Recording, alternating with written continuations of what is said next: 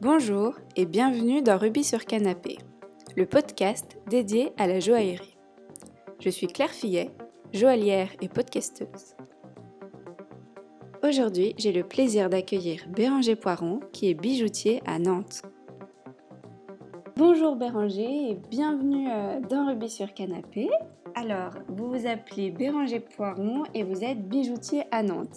Alors, est-ce que pour commencer, vous pouvez nous raconter comment vous êtes devenu bijoutier ? Moi, j'ai commencé en 96-97.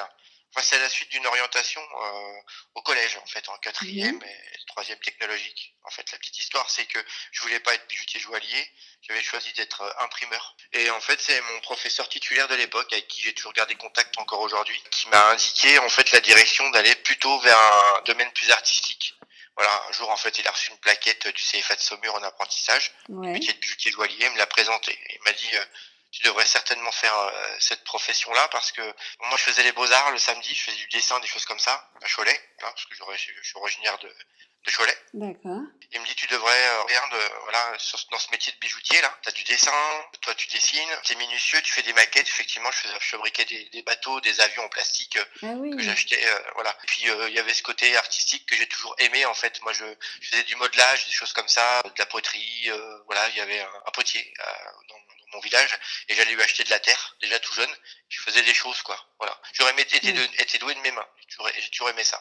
Ouais, mais vous Et n'aviez pas pensé aux bijoux et c'est vraiment lui qui vous a mis sur la voie. Et pourquoi vous vouliez être imprimeur ? alors c'est tout bête, c'est parce que en fait je cherchais ma voie. Ma maman en fait était employée de maison sur le Choletais et dans ses employeurs en fait il y avait une famille d'imprimeurs. Et donc ma maman me dit un jour quand il a fallu en quatrième et troisième qu'au collège chercher des stages, elle me dit écoute je vais demander à mes employeurs si des fois ils prennent pas en stage. Et en fait c'est parti comme ça. J'ai découvert premièrement cette entreprise qui était une entreprise familiale. Ça m'a plu en fait, ils m'ont mis dans le bureau là, les gars qui faisaient les dessins, les mises en page et tout. Je trouvais ça super intéressant. Puis ils m'ont descendu en fait après dans le côté où il y avait toutes les rotatives et j'ai découvert des gars qui étaient passionnés. C'était encore des machines, ce qu'on appelle des Edelberg, des machines allemandes rotatives avec un bruit, il y avait l'odeur de l'encre. Les gars ils réglaient l'encre et tout. Mais Et ça, donc il y avait quand ça même me un plaisait pas. côté manuel aussi. Ah oui, oui, de toute façon, il y avait un côté manuel et il y avait un côté artistique. J'aurais pas pu faire un métier autre, alors manuel, mais il fallait qu'il y ait un côté artistique en réalité. Oui. J'ai toujours été comme ça. Et donc, du coup, il y avait 4-5 stages. Et en fait, j'ai fait tous mes stages en imprimerie. En fait, ça s'est vraiment passé comme ça. Tous mes stages en imprimerie. J'allais même éventuellement m'inscrire en apprentissage, comme je dis toujours, à la grande école d'imprimerie de Nantes. Il y a une grosse école à Nantes d'imprimerie en alternance. En fait, un jour, mon professeur titulaire, il me prend par l'épaule, là, puis il me dit, écoute, Béranger, après les cours, tu viens me voir, j'ai un truc à te dire. Moi, je suis toujours ému, parce qu'en fait, c'est parti de Bah là, ouais. vraiment. Ouais, Et en il fait, avait vu juste, votre professeur. Ouais, je lui dois beaucoup. Il le sait, hein, parce que je l'ai encore eu dernièrement. C'est un monsieur, il est très fier de ce que je suis devenu parce que il a eu le nez fin, comme on dit. Quand il m'a dit ça, moi, j'étais vraiment parti pour faire de l'imprimerie. Et Donc, ça vous a parlé tout de suite, du coup, la bijouterie ou pas? Ou vous étiez un peu hésitant? ce qui s'est passé, c'est qu'on a cherché avec mes parents un apprentissage. J'ai été faire un essai chez un joaillier à l'époque qui venait de s'installer, qui travaillait en vitrine, voilà, on voyait bosser. Donc, je vais chez lui, il dit ça tombe bien, éventuellement, on cherche des apprentis. Ah, Voilà, pour la parenthèse, je serai pas en apprentissage chez lui. Voilà. d'accord. Mais en fait, il me fait asseoir à l'établi. Je découvre un monde en fait. C'est ça qui m'a intéressé tout de suite. Il vous a quand même Avec des ouvert ses outils. portes, même si vous n'avez pas fait votre apprentissage chez lui, il vous a quand même ouvert ses portes et Ouais, parce montré qu'en ce que fait, c'était. il prenait à l'essai. En fait, vous voyez, il prenait des stagiaires, D'accord, enfin des personnes à l'essai pour être des futurs, enfin pour choisir l'apprenti, quoi. Voilà. d'accord. Il m'a fait asseoir donc à l'établi pour me tester pendant 3-4 jours, une semaine, je sais plus exactement, où j'ai fait du découpage. Enfin, il m'a fait limer, il m'a fait scier. Et je me rappelle j'explique toujours ça. Ma première vue du métier, ça a été l'établi en demi-cercle, le Brookfield. Mm. Il était à côté de moi, lui, et il bossait, et je me rappelle, il avait, alors je sais aujourd'hui ce que c'était, j'essaie de l'exprimer comme ça. Là, la première vue que j'ai vue, c'était une petite plaque blanche rectangulaire sur l'établi, où il y avait une bague dessus, et le gars chauffait, et quand il chauffait avec son chalumeau, ça faisait une grosse mousse blanche. Et ça m'intriguait. Et très vite, je le dis toujours comme ça, je dis ça, Béranger, si tu fais ce métier, ça sera pas un métier ordinaire et c'est un métier qui te mettra en valeur. C'est Parce que vrai. moi, j'étais dans un cursus compliqué, voilà, le système scolaire était pas fait pour moi. Voilà. J'ai pas été pris à l'essai. Il a pris un apprenti. Et cet apprenti-là est devenu un confrère. On s'est toujours suivi, ça c'est rigolo. C'est une génération qui Ouais. se crée à ce moment-là. Et moi, en fait, il nous dit comme ça, ce monsieur, à moi et mes parents, bah, il y a une école. Alors moi, je suis allé à Saint-Amand-Montrond. Il dit, voilà, à Saint-Amand-Montrond et c'est Jean Guéhenno. Donc moi, j'essaye l'apprentissage encore une fois un peu. Je cherche, je vais au CFA de Saumur. Je me rappelle encore des préfabriqués du CFA de Saumur où il y avait, bah, c'était Michel Marquis, pour pas le citer, qui nous avait reçus. Voilà, Ouais. l'or, les pierres précieuses. C'est pas ça qui m'a animé. Oui, vous, c'était Et vraiment le c'est, côté et artistique et manuel, quoi, la ouais, voilà, soudure, voilà. Moi, il scier. fallait que je fasse, quoi. Mmh C'est-à-dire que mh. le support, oui, comme je dis toujours aujourd'hui, je suis tout à fait conscient que c'est des pierres précieuses. Je suis tout à fait conscient que c'est de l'or, de l'argent, du platine. C'est précieux, mais c'est jamais été ça, en fait, le scellement, le fondement, le ciment de métier que Ouais. je pratique depuis 25 ans maintenant. Mmh. C'est pas ça. Moi, c'est le challenge, c'est l'outillage. Moi, je suis un grand collectionneur d'outils. J'ai arrêté, c'est ce que j'expliquais dernièrement à quelqu'un. Bon là, j'ai tout, mais j'ai collectionné pendant 25 ans des outils. J'ai collecté et je collecte toujours un peu. À part les machines modernes, comme je dis toujours, il me reste plus que quoi, avoir un laser et une imprimante 3D. Puis après, je serai au complet. Mais j'ai chiné, dernièrement, j'ai encore chiné un tour d'horloger pour faire un truc. Bon, j'adore ça, c'est toujours des trésors pour moi, l'outillage. Surtout les outillages des vieux bijoutiers, il y a une vie derrière.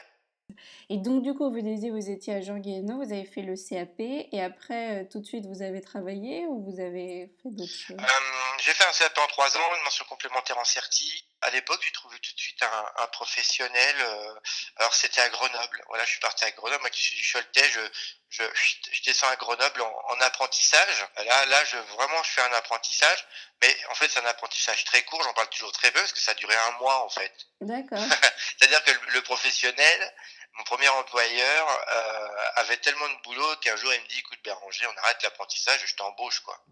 Et moi, Ouais, j'aimais bien le côté un peu apprentissage. Et je vais encore à l'école, je vais un peu chez le patron, quoi, les copains, machin.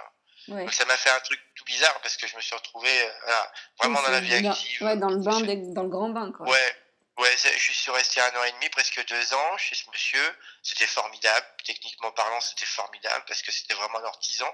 J'ai vu des choses que je verrai jamais. On en fabriquait des trucs à la main, quoi. À l'époque, j'avais fait une tête de loup en pendentif, hein, et dedans, il y avait un diamant de sertie dans chaque main. C'était sculpté en cire. D'accord.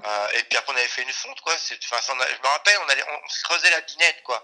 J'avais été chercher un buste d'une réplique d'un loup, d'une tête de loup, pour qu'il puisse s'en inspirer. Enfin, on était là-dedans, quoi. Et puis, on avait fait un jour une chaîne en or qui faisait 350 grammes, en or massif. J'étais dans le creuset, quoi. C'est-à-dire qu'on était vraiment dans l'artisanat. Et ça me plaisait. Je me suis juré de rester toujours dans l'artisanat et de ne jamais aller dans la grande série. Il était hors de question que, j'aime bien dire ça comme ça, avec un peu de Oui, de la grosse provocation, prod, que ouais, j'aille c'était pas pour que vous, ouais. j'aille vendre mon âme au diable, quoi. C'était Ouais, impossible. De toute façon, j'étais pas fait pour ça. ouais, ouais, ouais. Je suis pas fait pour la grande série. Moi, je suis pas fait pour aller vite. C'est pas une question d'être prétentieux, ça. C'est parce que je connais ma rentabilité. Voilà. Ouais. Enfin, moi, j'ai eu cette chance, en fait, d'être formé pour faire de la réparation et de la petite fabrication. Voilà. Et quand on me demande pour les créations, tout ça, je dis, bah, en fait, mes patrons me disaient toujours, avant d'être un bon fabricant, il faut être un bon réparateur. Et j'ai vraiment eu cette chance-là de pouvoir être formé à la réparation, à faire des tas de choses, refaire des maillons, des mises à taille, des renforts de corps, refaire des paniers, à griffes, à fil. Enfin voilà.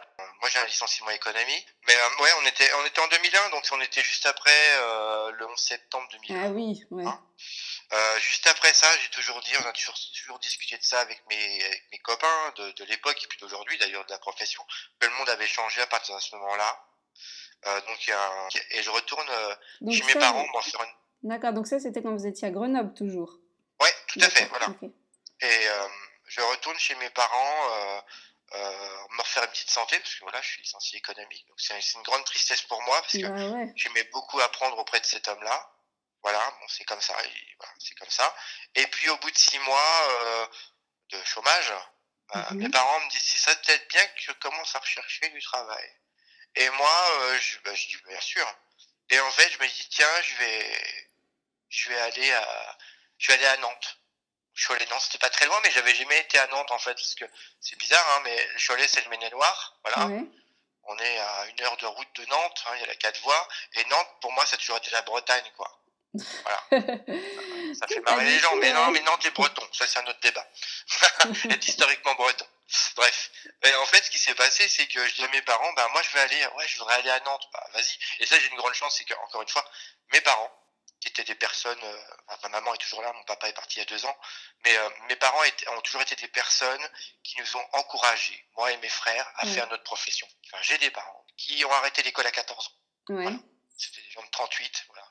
Donc, faites le calcul de leur âge. Mm. Mais ils nous ont toujours poussés, ils ont toujours été très très fiers de ce que l'on faisait. Ils nous ont toujours dit, les gars, vous choisissez le métier de votre vie, et vous choisissez le métier que vous voudrez, si vous voulez être notaire, avocat, plombier, boucher, charcutier, bijoutier, tailleur de pierre, ou bien travailler comme notre frère qui travaille comme aide-soignant. Faites-le, on vous suivra, on se débrouillera. Alors, c'était pas rien, ça. Mm. Bref, ce qui s'est passé, c'est que j'ai pris mon bâton de pèlerin. J'appelle un copain à moi, Emilien, il se reconnaîtra. Et en fait, la petite anecdote, c'est que je lui demande de m'envoyer des adresses des bijoutiers de Nantes. Il me les tire, il me les imprime et me les envoie par la poste. Ah, je vous Mhm. parle d'un temps que les moins de 20 ans ne peuvent pas connaître ça.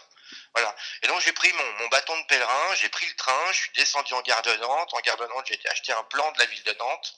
Voilà, ça aussi. J'ai fait le tour des bijoutiers. Et ça, c'était formidable parce que là, je reprenais vie encore. Alors, réponse positive, négative, voilà, petite histoire. En fait, j'ai fait 3 mois chez un bijoutier en atelier, horloger bijoutier en campagne de Nantes. Et au bout de 3 mois, 4 mois, ça s'est arrêté, toc. Et en fait, j'ai été embauché chez un bijoutier à Nantes. Voilà, ça a duré 2 ans et demi où là, j'ai été formé à la sous-traitance. Donc pour du bijou de supermarché, j'aime bien dire, voilà, pour être Ouais. gentil. Et puis pour du particulier, bah, ça c'était super parce que c'était vraiment, voilà, on avait C'était donc là plus j'ai votre truc, terminé quoi. d'être Donc là, vous aviez fini votre formation et vous oui. êtes installé tout de suite après? Après en fait le dernier employeur qui était à Nantes, là pareil, j'y suis, il y a un autre licenciement qui se fait économique. Ah Et là ouais. je dis bah je me mets à mon compte. Ouais, ras-le-bol. Ouais, ras-le-bol, bah, je me mets à mon compte, j'avais rencontré mon ex-femme, ça se passait bien, la ville de Nantes me plaisait et elle me plaît toujours puisque j'y suis toujours et je me mets à mon compte. Je me mets vraiment à mon compte humblement, je me mets à mon compte parce que je suis passionné. À l'instinct, j'aime bien dire ça pour être dans les grands lits. Moi, j'ai les élèves, des jeunes, des fois, qui veulent s'installer, qui viennent me voir pour me demander, mais comment t'as fait pour t'installer? Ouais. Alors, je dis toujours pour rigoler, je dis, moi, je me suis installé comme un vieux flic. Voilà. Alors, un vieux flic, ça veut dire quoi? Bah, les vieux flics, ils fonctionnent à l'instinct. En fait, j'ai pris le nécessaire. C'est-à-dire qu'à l'époque, je me suis installé en 2007, en fait, et il n'y avait pas Ouais, tout, donc il y a un il n'y avait pas certain temps. l'auto-entrepreneuriat, il fallait vraiment s'installer. Et c'est vrai que quand on s'installe, il n'y avait pas toutes les aides et tout et tout. Ça n'a pas été simple. En fait, ce qui s'est passé, c'est que moi, je me suis installé sur l'île de Nantes. Voilà, il y a Mhm. 15 ans, j'y suis toujours. À Mangin, exactement, c'est un quartier de Nantes. À l'époque, je me suis renseigné, j'ai été voir un copain, et c'est lui qui me conseille. Il me dit un truc, il me dit, écoute, Béranger, si tu veux t'installer sur Nantes, installe-toi, vas-y, puisque ça va se fonctionner, tu verras, il y a beaucoup de monde, il y a du pouvoir d'achat, mais t'installe pas dans le centre-ville de Nantes. Il me dit, il y a les anciens, et ça va pas, enfin, fais attention, parce que ça fait 40 ans qu'ils sont là, 30 ans pour certains, et ainsi de suite. Donc il m'a dit non, fais-toi bijoutier de quartier. Trouve un quartier sur Nantes où tu vas avoir une boulangerie, une boucherie, voilà. Puis tu te feras bijoutier de quartier. Il me dit par contre, ça sera beaucoup plus long que les autres, hein, mais tu verras, tu y arriveras. Et c'est ce qui s'est passé, ça a été 10 fois plus long que les autres. Dans notre profession, se faire une clientèle, parce que moi je suis fils de personne, je suis fils d'ouvrier, Ouais, je suis pas fils de bijoutier. C'est toujours très long, c'est il faut ça. être persévérant. Ah, mais c'est très Ça, courageux d'être entrepreneur. c'est courageux, Bah si, j'aime quand pas. même. Oui, si on veut, mais j'ai pas senti ça comme du courage. Il y a eu Ouais. des moments très très durs. Ça a été très compliqué des fois financièrement pour ma part. Je me suis cramponné quoi. Bon Bah bah c'est j'ai ça, les bouffé de la vache entrepreneurs, enragée. il faut pas lâcher. Non, faut pas lâcher, mais parce que j'ai envie de vous dire, permettez-moi de citer Zola. La passion est ce qui nous aide le plus à vivre. Soyons passionnés, car notre siècle en a besoin. C'est parce que je suis passionné, j'ai pas la foi en mon métier, j'ai la conviction, je l'ai toujours dit. Voilà, c'est ce qui m'a sauvé. C'est la passion de mon métier. Ouais, c'est Pour vrai. rien au monde, je me suis très peu remis en question. Attention, dans mon métier. Pas au début de mon activité, au début que j'ai commencé à fréquenter ce métier, j'aime bien dire ça. Mm. Je me suis dit, est-ce que je suis fait pour ça? Quand je voyais mes maîtres qui faisaient des trucs de ouf, je me Ouais. dis, mais, voilà, enfin, ce qui me semblait être des trucs de ouf à l'époque. Est-ce que je suis capable de faire ça, moi qui fais juste une soudure de chaîne? Mais je me suis accroché, mais j'ai fait, et puis au fur et à mesure, ma petite boutique, qui payais pas une mine au début. Parce qu'au début, on me disait: «Ah bon, t'es un mangin? Bah, c'est pas un quartier qui est formidable, hein». Ouais. Mais dans la famille Poiron, ça va flatter mes frangins s'ils passent par là, puis j'aime bien le dire, c'est pas être prétentieux, c'est qu'on est visionnaire. On a Mmh. le nez fin, comme dirait notre maman. C'est-à-dire, ça veut dire quoi? Ça veut dire, en fait, si vous voulez que en fait, moi, j'ai vu un truc. Quand je me suis installé, il y a le projet de l'éléphant mécanique sur l'île de Nantes. Il y avait l'évolution, en fait. Il y avait le projet de l'île de Nantes qui était en train de sortir de terre. Voilà. Mmh. C'était vraiment en train de sortir de terre. C'est-à-dire qu'il y avait toute une mutation de 2007 où je me suis installé jusqu'à aujourd'hui 2021. Il y a eu toute une mutation de l'île de Nantes qui s'est remaniée. Donc d'un quartier très populaire, c'est devenu un quartier bobo, c'est devenu un quartier où il y a du pouvoir Ouais, d'achat, et ainsi de suite. Il y a comme toute une beaucoup de mutation. villes, ça s'est fait comme ça, hein. Exactement, j'ai fonctionné au feeling, j'ai fonctionné. Parce que c'est ça aussi, notre profession. C'est, enfin, patience, Mmh. persévérance. Et du coup, en parlant de patience et persévérance, j'ai vu que vous aviez, réalisé une magnifique, couronne. Est-ce que vous pouvez un peu nous raconter cette, belle histoire? Ouais, bah, bien sûr, bien sûr. Euh, cette couronne, ça a été, j'ai reçu un mail que je dis rigolo parce que d'une association qui est l'association du musée, de la maison d'autrefois, pardon, à Chasseneuil-du-Poitou, au Mmh. pied du Futuroscope. Voilà, le Futuroscope, c'est à Chasseneuil-du-Poitou. Et j'ai reçu un petit mail comme ça un jour, très succinct, avec une photo en noir et blanc d'une couronne. On m'explique que c'est pour un musée, et je trouve le truc un peu rigolo. Voilà. Bon, une couronne, pourquoi pas. Et je lui envoie un mail en disant pas de problème, mais moi je voudrais bien l'avoir en couleur. Et le monsieur me la renvoie en couleur. Très bien. Puis après, bon, j'étais un peu fainéant parce que, en fait, si je tape Louis le Pieux, premier, voilà, c'est un des fils de Charlemagne, je vais sur Google Images et je les ai, en fait, les photos. En fait, c'était une gravure, une peinture, une gravure du 18e, 17e, 18e, je sais plus. Exactement, voilà. Et en fait, ça s'est fait comme ça. Donc, ouais, j'ai un numéro de téléphone à l'appui du truc, du mail. Donc, je rappelle cette personne. Je tombe sur Monsieur Laville, qui est un monsieur extraordinairement passionné comme moi. Donc, en fait, on s'est entendu tout de suite. Il m'a expliqué qu'ils ont une association de bénévoles et qu'ils ont un petit musée et qu'il veut faire connaître. C'est un monsieur qui est passionné parce que il aime sa ville, son village. Ouais, Il y est né. C'est un monsieur qui a l'âge de mes parents, donc ça me touche aussi. Voilà. Il y est né, il connaît son village par cœur. Il est passionné, il a grandi. Enfin voilà, il a eu son enfance, sa jeunesse. Enfin bon, bref. Et donc on a discuté de ça. Et puis j'ai dit bon bah moi ça m'a pas posé de problème de faire une couronne, hein. ouais, C'est pas le côté technique, je me dis oh le doigt dans le nez. Non non, c'est pas ça. C'était un challenge de plus. Et ça m'a convenu tout de suite. Je ouais. dis ah ouais, une couronne. Et puis je me suis dit bon, j'ai compris que on va parler économiquement sans dire la somme de ce que j'ai pris puisque ça intéresse personne. J'ai compris très vite que c'était une association, que c'était subventionné par la mairie puisqu'il m'a expliqué comme ça. Ouais. Mais je me suis dit, bon, cette couronne, si je la fais, qu'est-ce qu'il faut que ça m'apporte? L'appât du gain ou peut-être Le peut-être que ça peut challenge, faire parler de moi, quoi. mmh. Bon, la preuve, ça me fait parler de moi puisqu'on en parle aujourd'hui. Oui, exactement, c'est vrai. Voilà.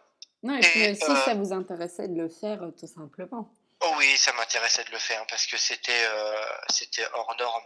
Voilà, il a fallu que je crée. Alors on a des triboulets à bracelet dans le métier, on a des triboulets enfin des triboulets à bague, mais les triboulets à couronne, ça n'existe pas, par Ouais, exemple. j'imagine. Donc il a fallu que je fasse. En fait, il a fallu qu'on fasse un patron, que je dessine, que je réfléchisse, et ainsi de suite. Après, c'est une couronne qui est entièrement factice. Hein, évidemment, elle est en bronze, elle est en laiton. Il y a des Ouais. demi-perles synthétiques. Il y a des cabochons qui sont faits en résine. Il a fallu que je fasse des moules. Enfin, c'était super intéressant Ouais. parce que je reçois des stagiaires des écoles de bijouterie de Saint-Amand, des Herbiers où je suis formateur. Enfin voilà, différentes écoles. J'ai même l'école Boulle qui vient me voir. Enfin, et il y a différents élèves en stage, différents stagiaires qui sont venus travailler sur cette couronne. Ah Ouais, d'accord. il y a Groyer aussi, l'école de Groyer là qui est dans le Tarn si je me trompe pas, voilà. Et ça a été une aventure formidable parce que pour plein de choses, c'est que voilà, moi il a fallu que je me casse la binette pour calculer, faire un patron et ainsi de suite, calculer en carton le nombre de perles, il fallait que je trouve des demi-perles et tout. Il y avait de l'embouti, il y a eu du rivetage et de la soudure à la volée sur cette couronne. Et puis d'un seul coup, ça prend forme quoi. Ouais, Là c'est Là, c'est je vous dis un magique. peu dans tous les sens, mais c'est un peu comme un feu d'artifice en fait. C'est magique quoi. Ouais, c'est magique et puis moi qui prends beaucoup de stagiaires, je devrais pas le dire, mais j'en prends beaucoup, voire même de trop, mais ça c'est pas grave, ça fait partie du jeu. J'aime ça, j'aime la transmission de savoir, je transmettais. Oui, puis Et vous j'étais êtes en train de faire professeur aussi, c'est voilà. pas pour rien. Non, non, voilà, c'est pas pour rien, exactement. Et c'est vrai que je transmettais aux stagiaires aussi. Ils ont vu des techniques. Et puis d'un seul coup, ils se sont dit, mais ça, en fait, peut-être qu'on n'en fera qu'une seule fois dans notre vie. Et Ouais. je leur ai dit, ben voilà, c'est pour ça que je l'ai accepté. C'est pour ça que j'ai accepté de faire cette couronne. Et puis, c'était très rigolo parce que Monsieur Laville, Gilles, parce que Mmh. maintenant on se connaît bien, il m'appelait souvent pour savoir comment c'était. Il m'avait dit, vous savez, est-ce que vous pensez on s'était donné, enfin, on s'était eu au téléphone la première fois en novembre, donc 2020, voilà. Mmh. Euh, et donc il me dit, écoutez, en avril, c'était en avril, je crois que je l'ai livré, je sais plus, je sais pas si c'est bêtise, avril, mai, je sais Ah, plus. vous avez mis Euh, combien de temps du coup à la faire? on a mis 300 heures. Ah ouais. 300 heures, mais le prix est absolument pas à la hauteur de ça, encore une fois. Mais Oui. c'était pas grave. Vous savez, quand on vit un truc, Ouais. ça a été génial parce que moi j'ai appelé les médias. Voilà. Et France 3 qui est venu, France 3 Web qui est venu. Puis j'ai des copains bijoutiers qui étaient de passage là. Donc le soir de la finition, parce que j'allais livrer le lendemain, Mmh. ils sont venus voir. Vous savez, c'est un peu comme, vous savez, vous faites je sais pas comment expliquer ça. Une C'est un accouchement. excitation, ouais, Un accouchement, enfin, c'est ça, ouais. c'est un accouchement, c'est un peu plus intime, mais bon. Euh, J'étais en train d'accoucher d'une couronne avec mes stagiaires, j'avais des copains bijoutiers de la profession qui étaient là, et qui étaient de passage, qui venaient voir la fin, quoi. Moi, je Bah sais ouais. il y a les journalistes de Télé Nantes qui sont venus pour faire une vidéo, mais ils sont venus pour voir la fin, pour filmer la fin. D'accord? Il y a le monsieur de chez France 3 Web, monsieur super sympa, qui est revenu. Il a passé toute la fin de soirée. On a discuté, on a échangé, on a même fini par parler de train électrique, pour vous dire, voilà. Ouais, parce qu'il voyait de la soudure, des choses comme ça. Et il y avait ça, et à la fin, mes deux stagiaires, c'était leur dernier jour en plus, si Ah je me trompe pas. génial. Donc il fallait qu'elles le terminent. J'allais le livrer le samedi, donc ils ont terminé leur stage. Euh, voilà. Alors, c'était non, ça a été cette couronne, ça a été vraiment, euh, ouais, ça a été vraiment un super moment. Et quand j'avais Monsieur Laville au téléphone, donc le président de l'association là, de la maison d'autrefois, je sentais que j'étais attendu, quoi. Que la couronne, c'était pas un truc un peu loufoque, quoi. Oui. C'était non, non, c'était, vous savez, il y avait un côté rigolo, enfin tendre dans l'histoire. C'est que je savais que j'allais être attendu, quoi. C'est ça. Voilà, il fallait pas que je déconne, il fallait pas faire n'importe quoi, parce que c'était pour eux très important. Ça allait être leur trésor de leur petit musée, quoi, là, cette fameuse couronne.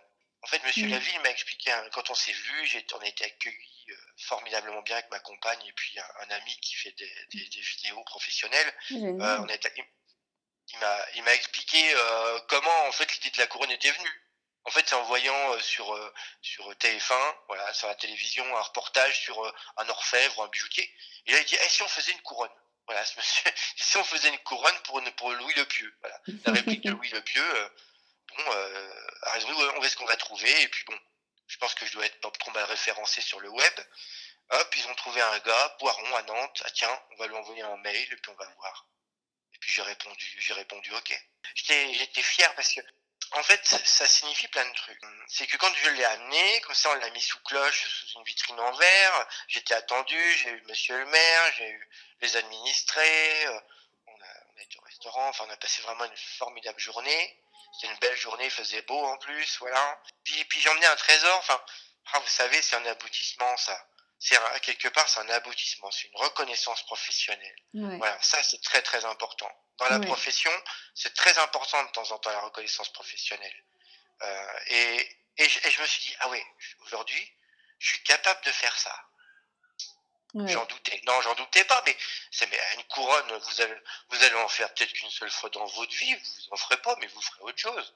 Moi, c'est ouais. ce que je me suis dit. Alors, c'est une couronne, c'est une réplique, encore une fois, c'est pas quelque chose d'historique, parce que, vous voyez, le portrait de Louis le Pieux, qui est un portrait 18e, en fait, il a une couronne sur la tête qui est byzantine.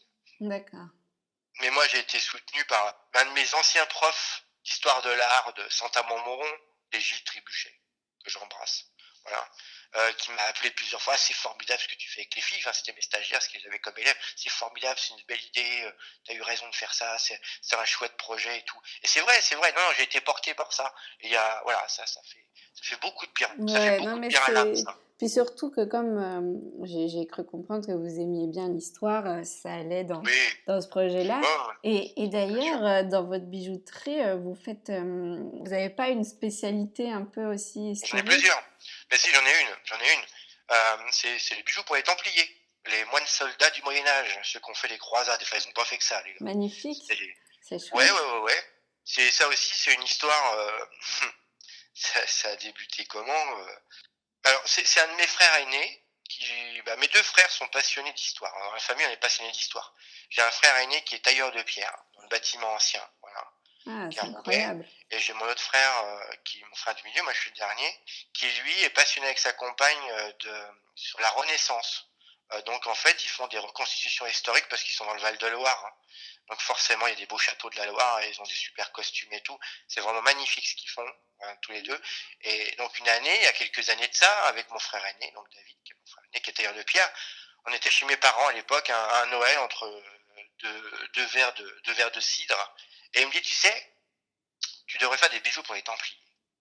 Mon frère connaît plein de monde et tout machin, des associations à droite et à gauche, bref. Et tu devrais faire des bijoux pour les Templiers. Alors moi, ça Est-ce m'a pas que effrayé, juste, vous hein. pouvez nous expliquer ce que c'est les Templiers? Parce que tout Les le monde ne Templiers, connaît c'était, pas. alors, les Templiers, c'était les moines soldats du Moyen-Âge, on est au D'accord, 13e. OK. Voilà. C'est les chevaliers au blanc manteau. Ils ont fait une fameuse cape blanche avec une croix rouge.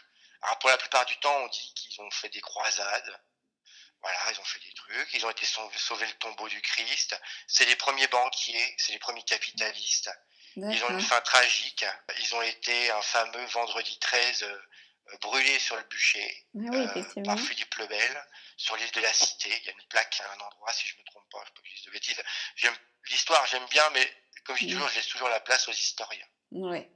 Et donc Voilà. du coup, vous, vos bijoux pour Templiers, c'est quoi? C'est des répliques de petits Templiers ou non? Non, C'est non, non, non.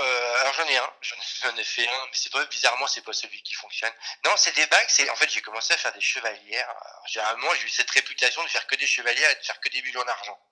Voilà. Mais non, c'est des chevalières avec la croix des Templiers, donc la croix pâtée, tout ce qui était voilà ordre religieux. Et puis c'est devenu. Au début, je l'ai pas fait sérieusement ça. En fait, je l'ai mis de côté. Hop. En fait, l'histoire, comme mon frère me dit de faire ça, je suis d'accord, pourquoi pas, voilà. Et là, l'histoire, je la prends, je la plie en quatre dans un papier, hein, on va dire, et je la fous dans ma poche, voilà. Et puis à un moment où il y avait très peu de clientèle, à l'époque, je me suis dit, tiens, il serait peut-être temps que je fasse un truc parce qu'il faut relever un peu le niveau, là. Le banquier commence à appeler. Donc, c'est dans les pires moments qu'on a les meilleures idées. Voilà, ça, c'est très important. Et donc, en fait, je ressors ces histoires des Templiers, je vais sur Internet, je regarde les petits Templiers, je connaissais les Templiers, mais pas plus que ça, mais je les connaissais quand même un peu. Et là, je vois, c'est des croix, c'est des machins. Et à l'époque, mon frère me dit, bah écoute, les Templiers, le truc, c'est que il existe des bijoux, mais c'est très américanisant, très ostentatoire, très gros, très moche, pas beau et puis pas cher. Donc il faudrait que tu fasses tout l'inverse, quoi. Moi, j'ai dit ok. Et en fait, j'ai commencé à faire des chevalières, voilà, hein, en forme de blason, et puis à graver des croix, et puis quand j'en avais un modèle, j'ai dit tiens, je vais arrêter là. Et puis j'ai commencé à faire des pendentifs. J'ai fait des petites épées en forme de pendentifs avec à sertir des grenats. Et puis petit à petit, j'ai rien vu venir. Parce qu'un jour, je me suis arrêté quand même, enfin me poser, Mmh. pareil, encore une fois. Et je me suis rendu compte en calculant que j'avais 150 modèles à mon actif. Ah oui. Parce que en fait, j'avais découvert, alors vulgairement, ce qu'on pourrait dire une vache à lait. Voilà. C'est-à-dire que bah, vous faites un pendentif, mais vous pouvez le décliner le pendentif. Et Oui, puis oui, c'est passionnant. Et puis alors, il faut trouver le public. Ça c'est pareil, il faut trouver le public. C'est bien de faire, mais il faut trouver le public. Et en fait, on était au début des réseaux sociaux, du réseau social qui était Facebook. C'est comme ça que ça s'est fait. J'aime bien expliquer ça. Parce que j'ai fait un travail, moi j'ai fait un travail artisanal, hein. oui. Là, j'étais condamné à bien faire, hein. Ce qui s'est passé par rapport à Facebook, c'est que je dis, où est-ce que je vais trouver ça? C'est pas dans la rue que je vais trouver ces clients-là, moi. Donc je vais sur Facebook, c'est le début, tac, et je commence à taper sur la barre de recherche Templier. Et là, je vois des mecs et des mecs avec le mot Templier. Et j'invite ces gens-là, je me crée une page, enfin c'est même pas une page, ça n'existait pas, c'était que les profils. Et dans mon profil, je mets mes bijoux Templiers. Et j'invite des gens, des gens, des gens, des gens. J'ai fait ça pendant 6 mois, 1 an. Donc je me faisais bloquer tous les 3-4 matins parce que j'invitais tous les soirs pendant 4 heures 35 types. Donc, euh, donc Facebook me bloquait tous les 3-4 matins. Et j'ai créé une clientèle. J'ai commencé à être contacté par des passionnés, comme j'ai toujours des soldats du temple, qui sont, comme j'ai toujours mes amis du temple, c'est comme ça que je les appelle. Voilà. Mhm. Donc des gens qui étaient. Alors, qu'est-ce qui me contacte? Ce sont des passionnés d'histoire. Ce sont des personnes qui ont un rapport avec, par exemple, la franc-maçonnerie. Euh, Ce sont aussi des personnes qui sont avec des ordres religieux, parce que en fait, alors après, je ne vais pas trop rentrer dans le détail là-dessus, mais pour vous expliquer, en fait, en maçonnerie, vous avez une branche qu'on appelle un rite écossais, voilà. Et il y a un dérivé de la justement maçonnerie des Templiers. Donc j'ai eu des commandes comme ça, d'associations aussi.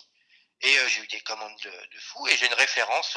Je suis référencé pour, j'aime bien dire, pour les Templiers, parce qu'au début on s'est un petit peu moqué de moi, on a dit on mais Béranger, les Templiers sont tous morts. Tu vas vendre 3 chevaliers, puis ça sera fini quoi. Bah non, Ouais, en en fait, fait, je il y a trouvais vraiment que des gens qui sont très intéressés. Et, oui. c'est des grosses pièces. En quel métal? C'est des pièces qui coûtent Ah, mais cher alors, ou vous savez, moi, c'est... au début, je les ai toutes faites en argent. D'accord, Voilà, mes maquettes, je faisais des maquettes, je me suis installé un atelier de fond chez moi, et je les faisais toutes en argent. Et petit à petit, mes modèles, puis comme j'ai une clientèle, eh bien, mes modèles, j'ai eu certains modèles qu'on m'a commandés en or. d'accord. Ouais, donc ça dépend des modèles et donc les prix varient aussi en fonction Ah, effectivement ça du varie, métal. oui, mes premiers prix, mes tout premiers prix en bijoux templiers en argent, par exemple, ça va commencer à 195. Voilà.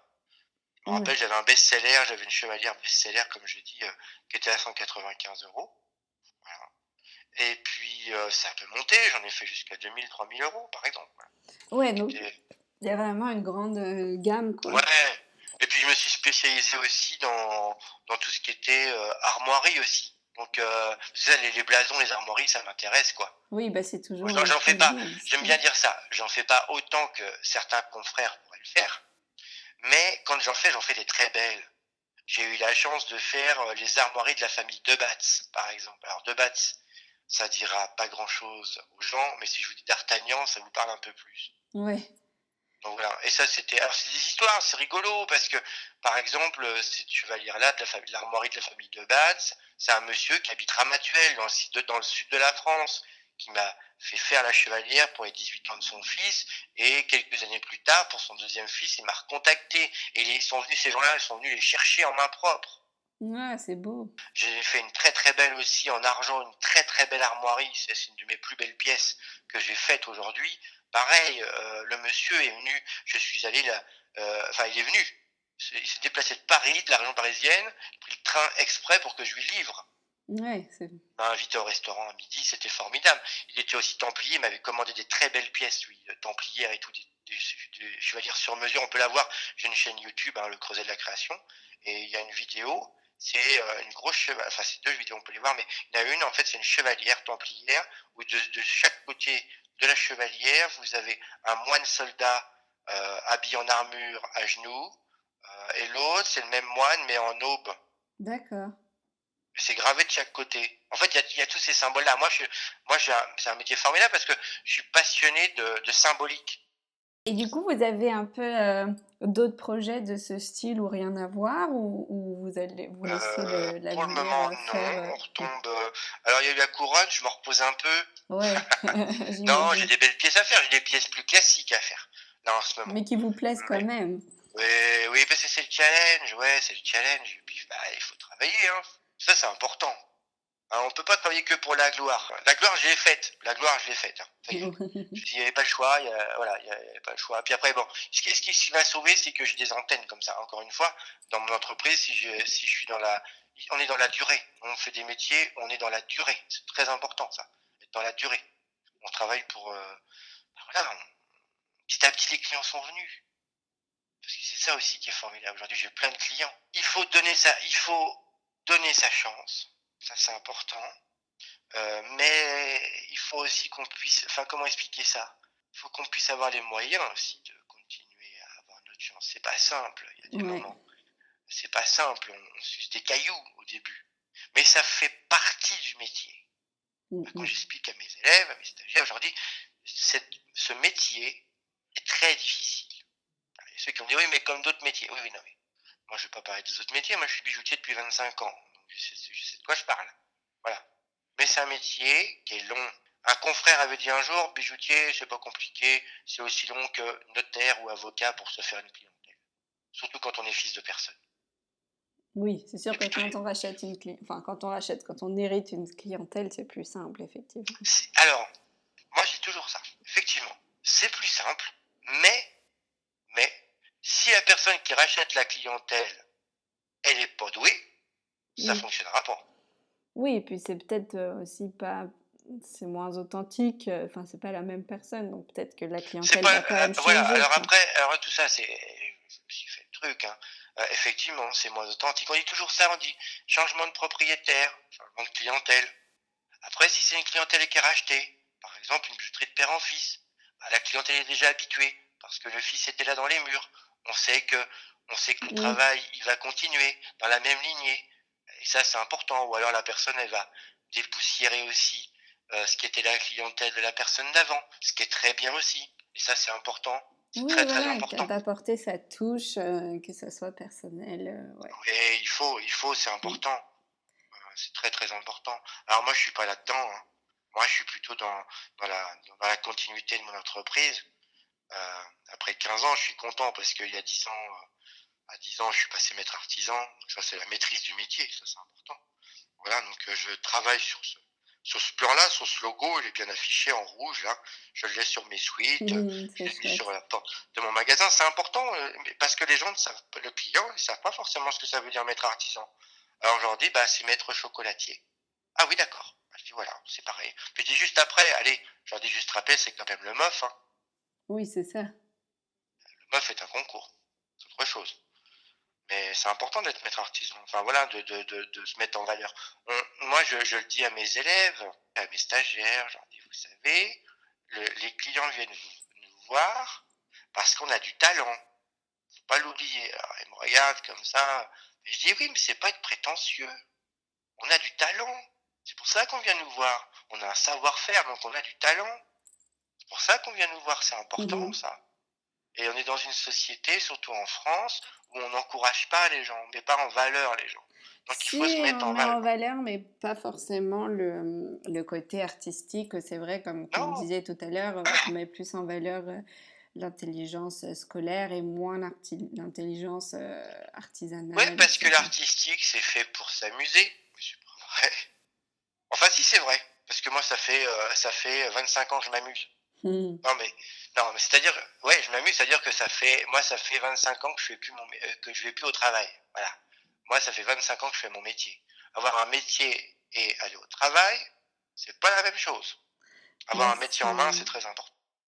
et est-ce que du coup vous avez comme ça un peu une autre, on va dire, pas phrase, mais dicton que vous pourriez nous donner pour terminer cette belle interview, qui vous ressemble ou que vous voudriez laisser, Ah bah, j'en ai une très courte, j'aime bien dire ça. Heureux celui qui persévère. Elle est courte, hein. Ouais, elle est C'est courte peut-être pas, c'est et peut-être pas la mieux, mais non, mais c'est vrai. Heureux celui qui persévère. ouais, parce qu'il Ouais. arrive à ses fins, quoi. Oui. C'est vrai, et qu'effectivement après il en profite d'autant plus, de ce qu'il a réussi à avoir, qu'il a mis longtemps à l'avoir. Ah, complètement. Non, mais complètement. C'est important ça de.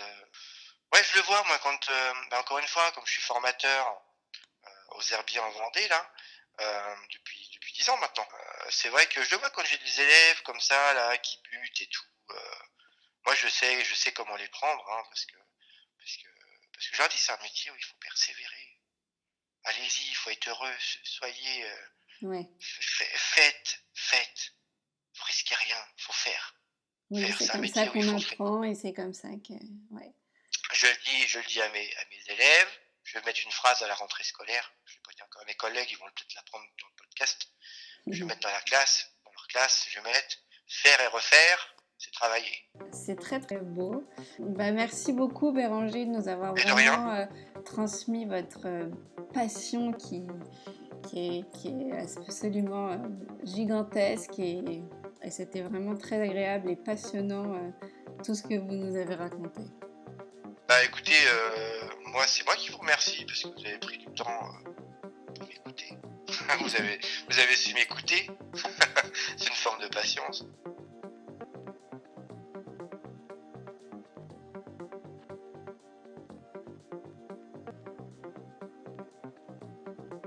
L'émission est maintenant terminée, mais vous pouvez découvrir en images cet épisode et aussi plein d'autres surprises en me suivant sur mon compte Instagram. Si vous aimez Rubis sur Canapé et que vous voulez soutenir le podcast, je vous invite à vous abonner à l'émission et à laisser votre avis sur les différentes plateformes d'écoute. Et bien sûr, à attribuer des petites étoiles. Je vous donne rendez-vous le mois prochain pour une nouvelle rencontre.